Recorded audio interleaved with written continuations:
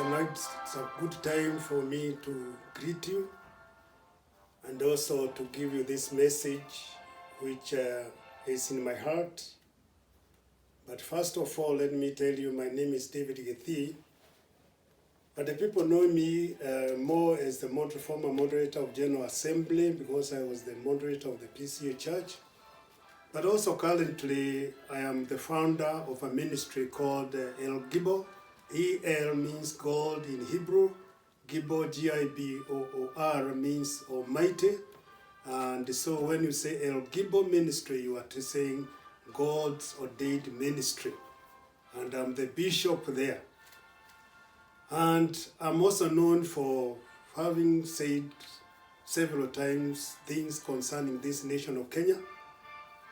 And even today, I want to talk a little bit about Kenya. You know, Kenya, as we have it now, we can see and look around and say what a time and what a mess we are in at this time, around this time. And I don't think we are in a mess. I don't think we are having any problem in this nation. Because Psalm 37 verse 4 says, God honors the desires of the hearts of the people. And so when you desire something and you really desire it, God looks at it and says, okay, that's what he wants, that's what she wants, that's what I'm going to give him or her. And an example is the people of Israel. You know, the people of Israel, they were first ruled by the judges. You know, the judges were ordained by God. They were chosen by God, given the power, the authority to lead. And so God was with them as they led. And they were overcoming enemies. They were able to inherit the land. But then a time came, as we read in 1 Samuel chapter 8, when the people of Israel said, we are tired of being given God-chosen rulers. We want now ours. And they demanded that. In fact, in that book, 1 Samuel chapter 8, verse 20, it says, instead, they insisted that they wanted a king whom they think will be fighting their battle. This time, not God. The king will be fighting their battles. And so, according to their desires, God gave them Saul to become the king. And you know, they had to regret, because definitely Saul messed up the life of Israelites. And so they started now complaining, and you're saying, well, you know, sure, we should go back to God. We wish we can go back to the judges. But then, when they came to their senses, God decided to give them a king that would come through his channel. And so he anointed David. He sent Samuel to go and ordain David as the king. Unfortunately, even when Saul went there, Samuel went there, he was still in the human mind. He was looking at these gigantic and muscular sons of Jesse and saying, oh, this is the one, this is the one. But the Lord said in 1 Samuel chapter 16, verse 7, he says, look here, Samuel, I do not look outward appearances. I look at the internal. And so he was told to ordain David. And David was ordained at the water king. The Israelites enjoyed the prosperity that they have never been. And in fact, even afterwards, we always speak about the King David. And so here we are now. The Kenyans, they demanded their king.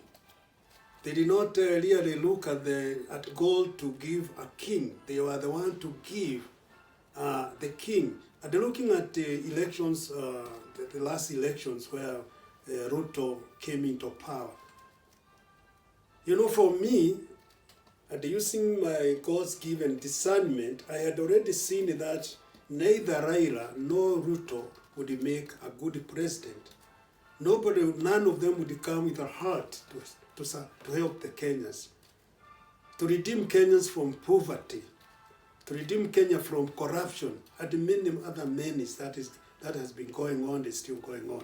And so, with that in mind, I took my papers to the Electoral Commission and told them I want to study for president.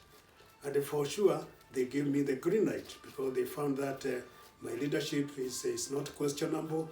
It is an outstanding, especially when looking back at my leadership positions. And so they gave me the green light to go and study for president. And now I started interacting with my fellow Kenyans, telling them that here I am, try me. And when you try me, you try somebody who is a God-fearer, somebody who loves justice and righteousness. But then, unfortunately, they spoke out their desire because they told me, unfortunately, we want a very rich person into this position. Why? Because when he gets in, he will not be greedy to scoop and accumulate wealth because he is already well up. And secondly, they told me, after all, we also want such a person because we thrive on handouts. And especially when it comes to time of elections, that's when we say our coffee has ripened. And so they also told me, you cannot be, you are not, you are not a good person to be studying for presidents because you are so deeply rooted in faith in God.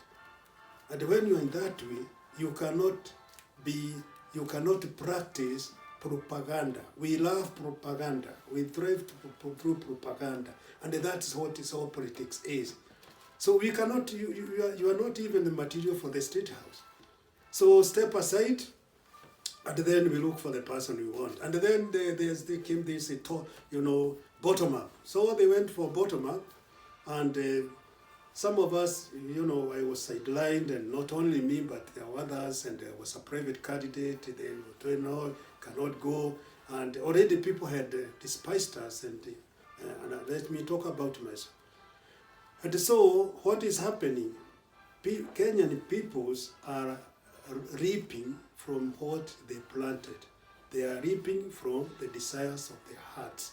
And so, let us not cry out, because God has given the person a choice. He did not give animals choices, he gave people choices. But we still have another chance. When the children of Israel came back and they came to their senses and they returned to God just fulfilled their desire. So I'm saying, let's go back to the drawing board. Let's now go with the theme of our national anthem.